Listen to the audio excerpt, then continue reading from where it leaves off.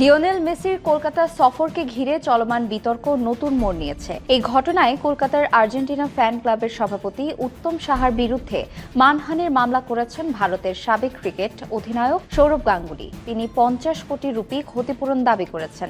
এক প্রতিবেদনে বলা হয়, লালবাজারে দায়ের করা অভিযোগে সৌরভ গাঙ্গুলি উল্লেখ করেছেন, কোনো বাস্তব ভিত্তি ছাড়াই তার বিরুদ্ধে অভিযোগ তুলে তার সুনাম ও ভাবমূর্তি ক্ষুণ্ণ করা হয়েছে। উত্তম সাহা দাবি করেছিলেন, লিওনেল মেসির কলকাতা সফরের পেছনে সৌরভ গাঙ্গুলির ভূমিকা ছিল এবং তিনি আয়োজক ও আর্জেন্টাইন তারকাদের মধ্যে মধ্যস্থতাকারী হিসেবে কাজ করেছেন। এসব অভিযোগের জেরে গাঙ্গুলির আইনজীবীরা উত্তম সাহাকে আইনি নোটিশ পাঠান এবং অভিযোগ প্রত্যাহার ও ক্ষতিপূরণ দাবি করেন। সৌরভ গাঙ্গুলি বলেছেন, কোনো তথ্যভিত্তিক প্রমাণ ছাড়াই আমার বিরুদ্ধে প্রকাশ্যে গুরুতর অভিযোগ তোলা হচ্ছে। মেসির সফরের সময় সৌরভ গাঙ্গুলি সল্ট লেক স্টেডিয়ামে উপস্থিত ছিলেন, তবে তিনি স্টেডিয়ামের অন্য একটি অংশে ছিলেন। পরিস্থিতি বিশৃঙ্খল হয়ে পড়লে হতাশ মুখে তিনি স্টেডিয়াম ত্যাগ করেন বলেও জানা গেছে।